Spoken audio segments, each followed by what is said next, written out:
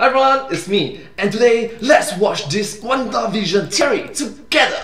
I gotta admit, I was surprised that WandaVision decided to go with a Malcolm in the Middle homage for their 2000 sitcom, because there was an absolutely perfect line they could have used if they had gone the Scrubs route. Can't do this all on my own. I'm no Superman. Superman reference. Hello Internet, welcome to Film Theory. Oh my gosh, Superman Vision in WandaVision? Now that's OP, man. Anyways, hello Internet, welcome to Film Theory. Yeah, so, sorry, hello. Where WandaVision is so nice, we're covering it twice. With so much craziness happening in this incredible Disney Plus series, I'm doing my best to keep you all up to speed, but with our production schedule and this show's time-jumping mechanic, sometimes feels like I'm decades behind. But case in point, you are incorrect sometimes, but it's always important to be understanding, and thank you MadPat for being for trying so hard. Thank you so much, you're the best. And furthermore, I'm thankful for all of you for being so supportive. Let's get on with the video. Know that this video came out in the year 2021, and he made a lot of mistakes. Ugh, would that our editors had the speed powers of Quicksilver. How was it that Pietro got his powers again? He volunteered to be experimented on by Hydra. All right, edit team, listen up. Have I got a vacation plan for you guys? So our last theory on WandaVision was pretty much confirmed within 24 hours of us releasing it. The fact that Wanda is the big bad of her own show, despite the fact that she may not know how she's doing it. The fact that she's most likely piloting around Vision's dead body. The fact that she had been to SWORD headquarters before the whole thing started. And the fact that this would be Disney's first major chance to open the door to the X-Men. I know our hit ratio on the channel ain't always the greatest for prediction theories, but man, that was like the home run of episodes. Now we're just waiting on the big reveal that SWORD dude over here is the show's real big bad, and the fact that the kids will either disappear or be taken by SWORD before the end of the series. But oh my gosh, wow. Let's just stop for a minute to talk about that touchy little subject of the kids. By now, one thing should be pretty clear. Wanda Maximoff's twin sons, Billy and Tommy, are a major part of both the WandaVision story and the MCU as a whole. Yes, Billy can read minds, can control. Tommy is fast! And it's quite sad to think about it that at the last episode, when they're disappearing, Tommy may not know it, but Billy can read the minds of their parents, and he recognized that he's going to disappear.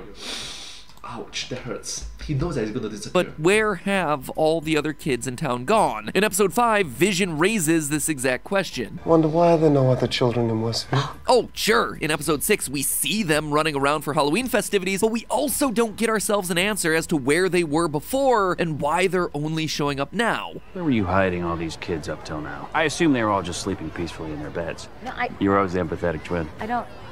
Yeah, technically speaking, it's Agnes who's talking to her. Now, that could certainly be Wanda deflecting in an attempt to deny that she's controlling the world, or more likely, she doesn't actually have a full explanation for this. As we heard in episode 5, Do you really think that I am controlling everything? That Yes. I am somehow in charge of everybody in Westview? and again, Yes. here in episode 6, I don't know how I did it. I only remember feeling completely alone. So today, I wanted to dig into all the kids' stuff. What's the deal with Westview's children, and how does it all relate back to Tommy, Billy, the show's ending, and the reality of the MCU moving forward? If you're unfamiliar with these two characters, Billy and Tommy have had a weird life. In the original comics canon, Billy and Tommy were just aspects of Scarlet Witch's belief. Their babysitter, a 500-plus-year-old witch, noticed that when Wanda's life was in jeopardy, or when she was just distracted, the kids would inexplicably cease to exist. Despite this, they still somehow managed to inherit their powers from their mother and uncle. You heard that right, their uncle. Please don't ask me to write a theory about how that one happened. And Okay, maybe it runs in the genes. and they eventually grow up to become the superheroes Wiccan and Speed. Eventually, Wanda learns that her kids are fake and her mind gets wiped so that she forgets about them, until of course she doesn't anymore and then goes sicko mode on the universe. But yes, and then the famous line, let me try. No more mutants. I'm sorry. But consider this, in WandaVision, Billy and Tommy are really unique thus far because they're the only living things to come from nothing. It's an easy scene to overlook because it was in an episode full of huge moments, but in episode 5, we got this. Those pants are 87% Kevlar. It's not an illusion. Wanda is rewriting reality. Wanda didn't just conjure up new clothes for Monica. She rearranged the materials in the Kevlar jacket that Monica was wearing to create a new period-appropriate costume. What's more, when Wanda wanted to create this fictional reality, she first had to steal Vision's body. Vision was mostly software interfacing with the Mind Stone. And No. Vision was also created from nothing. He also admits that I do not have an ounce of original material. his body, while certainly a marvel of technology, was not really an essential part of what made him him. Wanda, however, needed Vision's body to complete her act within the confines of the town.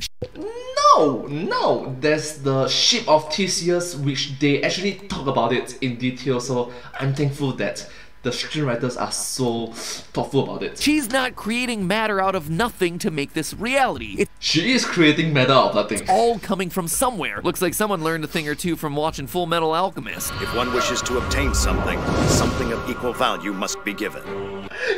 Equivalent. This is the law of equivalent exchange. For further proof, look at when Wanda herself leaves the bubble. Unlike Monica's clothes, Wanda is wearing her normal outfit when she leaves the Hex. And while it's not super clear because Marvel did a good job of keeping it out of focus, there doesn't appear to be a wedding ring on her left hand. Her ring, of course, was something that was conjured out of nothingness in episode 1, but because it's made of nothing, it shouldn't exist out in the real world when she exits the bubble. So what then does this mean for Wiccan and Speed? Are they conjured from nothing and therefore can't exist outside of the bubble? Or if they are real, what are they being conjured from? Well, we know that they're gonna have to be real eventually, not because of anything in the show, but because of the wider business around the Marvel machine. See, there's just a whole slew of new young heroes that are gonna be hitting the big and small screens over the next 2 years. Cassie Lang, Ant-Man's daughter, just got recast from Endgame, indicating that Marvel is seeing her as a bigger character going forward.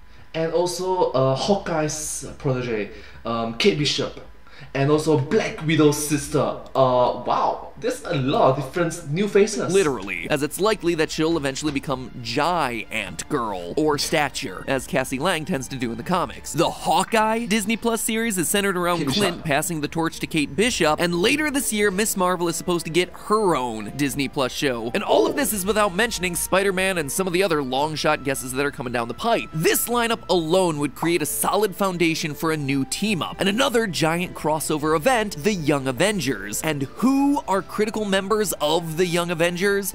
Billy and Tommy from Wanda's children. Wanda's kids, Wiccan, and Speed, with Wiccan being especially prominent. You see, Wiccan was something of the face of LGBTQ representation in the Avengers for a while, and it looks like Marvel is gearing up for more representation in the MCU moving forward. In an interview with SiriusXM, Joe Russo, director of Endgame and actor who cameoed as the first openly gay character on screen, said this. Who else is gay?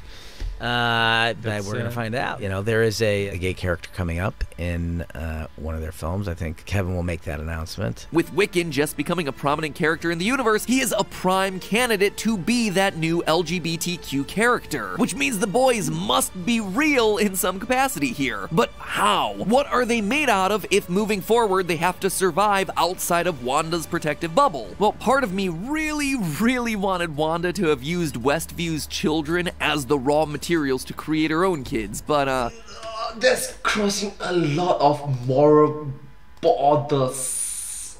You're crossing a line if you do that, you know. It seemed like it might be a bit too dark for Disney. And in episode 6, seeing her children alongside other kids from the town kinda shot that theory down prematurely. But if the biological building blocks aren't naturally in Westview, where then are they all coming from? Our answer, I think, comes from science. In episode 4, the character Darcy throws out some scientific mumbo-jumbo about Wanda's reality bubble. My equipment registered an extremely high level of CMBR. That's relic radiation dating back to the Big Bang.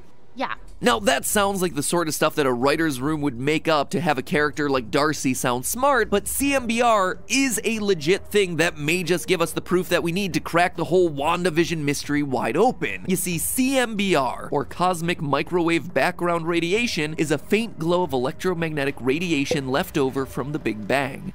Cosmic Microwave Background Radiation, CMBR. The initial discovery of CMBR was made when some technicians working on an extremely powerful radio receiver couldn't understand where the faint static they detected was coming from. As Scientific American explains it, quote, "It is the residual heat of creation, the afterglow of the Big Bang, streaming through space these past 14 billion years." And the most interesting thing about it is that it falls on Earth from every direction with practically uniform intensity. Which is why when Darcy picks up a whole lot of it coming from Wanda's bubble, it's as amazing as Darcy makes it out to be. The only reason that that would happen is if there was a birth of a whole new universe within the realm of that bubble. Just like the Big Bang created the universe and sent out CMBR for billions of years afterwards, it seems like Wanda is legitimately doing the same thing. She's not just reshaping this one reality, she is tapping into another universe, which is sending out its own CMBR waves. It's important to remember that the MCU Wanda has her origins with the Mind Stone. After unspecified experimentation with the Mind Stone, Maximoff gained telekinetic and telepathic abilities. Which, I gotta admit, it's kinda creepy when you consider that the Mind Stone basically created her, and now she's married to the empty husk where the Mind Stone used to be. Alright, that's a bit dark. We've seen that Wanda's had to take some massive shortcuts to make this reality work, like the stores for mops, locksmithing, flooring, and plumbing. In short, Wanda is a first-generation PlayStation 4 trying its hardest to render Cyberpunk 2077. While she might be able to get most of the basic pieces in place, there's certainly a lot of wonkiness going on. And Episode 6 starts pointing this out explicitly. We're treated to these terrifying shots of citizens on the periphery of Wanda's attention, being forced to endlessly repeat their actions while tears stream down their face. These people near the edge of town, they're barely moving. Are they alive? Children, it would seem, are specifically harder for Wanda to control. Kids. Can't control them. No matter how hard you try.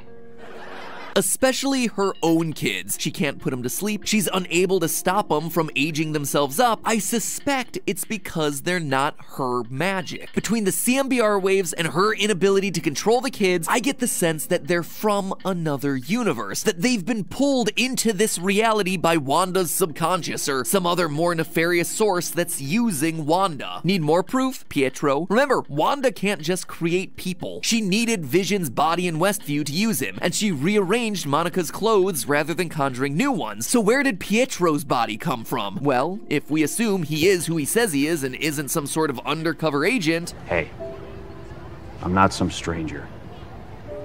And I'm not your husband. You are Agatha. You're the witch. You can talk to me. That is just a weirdly suspicious line there, Pietro. It leaves our only option as him being pulled in from another reality. And in this case, I don't think it's a coincidence that the episode Pietro first appears in takes place between the late 80s and early 90s. No. It was an Easter egg put by Marvels, you know. It's like a Uncle Boner. Yeah.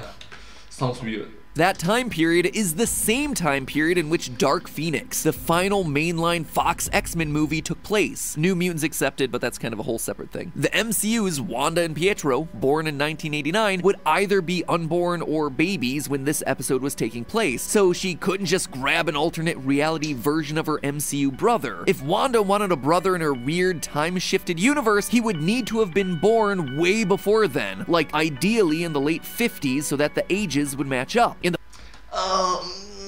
Or maybe the studio is trying to misdirect you, I guess? Fox Universe, Quicksilver was born in 1956, which would make him a perfect late 20s, early 30s to match Wanda's age by the time they hit the late 80s, early 90s. Wanda's powers subconsciously found her a perfect candidate, a brother that would temporally match her age as she's flash forwarding through the decades. But with this being a Quicksilver from a different universe, it would explain why Wanda in episode 6 doesn't remember Pietro's childhood story exactly the way he tells it. Worse than the costumes Mom made us the year we got typhus. That's not exactly how I remember it. It would also explain why there's a 1950s era nuclear propaganda poster on the wall next to the old woman's house in the flashback clip. How does Pietro still remember getting shot to death in WandaVision if he's from a different universe? Yeah, don't really have a solid explanation for that one, but here's the thing. I just don't see a world where the multiverse doesn't get mixed in as a result of WandaVision. Either all of these characters, Wiccan, Speed, and Pietro, are the creations of Wanda, and they just disappear at the end of the show, leading to Wanda ripping open the multiverse to find living versions of them to reclaim her happiness and jumpstart the next phase of the MCU, or they are all real and it's revealed that she's unwittingly pulling them in from other universes since, you know, she can't just have conjured them out of nothing. Or heck, there's always option number 3. Maybe Disney went real big brain and my initial impulse was right. Wanda used the children of the town and remixed them to create her own 2 new bundles of joy. It's a long shot, it is super dark, but man, would that be a shocking twist to put a cap on such an exciting series. You want a powerful new villain for the next phase of movies? Doing something like that would definitely fit the bill. But hey, that's just a theory. A film theory. And if you're interested in getting more Marvel theories, make sure you've hit that subscribe button. We do them all year round, even when there's nothing to talk about in the Marvel universe. For instance, on screen right now is my related theory to this one about how Thor is also signaling the coming collapse of the multiverse. You heard that right. Wanda is opening up the multiverse and Thor is shutting the whole thing down. That theory is clickable on screen right now, so make sure you check that one out if you missed it, and I'll see you all next week. Thank you so much, subscribe and ring the notification bell as well. Thank you all so much. If you do like this video, please remember to like, share and subscribe to my channel and comment down below if you have anything to share with us. Don't forget to follow my channel and sincerely appreciate all of your support and encouragement for my work. You're the best for your motivational, heartwarming and just all in all, fantastic, marvelous comments down below. Thank you all so much for your support and encouragement, and I hope to see you all in my next video. But hey, that's just a theory, a film theory, and cut.